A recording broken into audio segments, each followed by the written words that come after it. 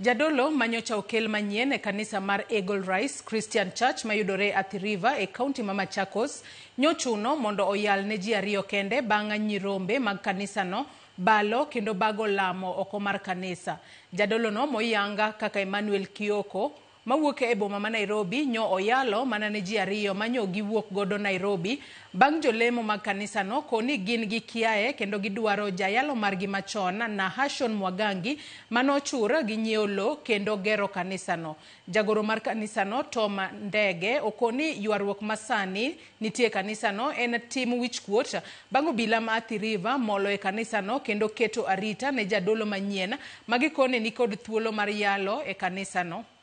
Ngana ni kanisa mpaka mahali tukafika hapo. Tunachanga pesa sisi wenyewe kama washirika, tunasaidiana na Reverend wetu Wambua. Leona Nation Wambua. Tunangangana sisi wenyewe. Baadaye tunapata mwingine anajileta anajiita bishop. Na mimi sijaimjua hata sijaimuona. Hata huyu tunaletewa hapa tunaambiwa ni ndio pastor wetu. Watuondolee ule wetu atumjui na tujaimuona. Ile sisi tunaweza omba, tunaomba Mungu tu atusaidie na serikali tusaidie.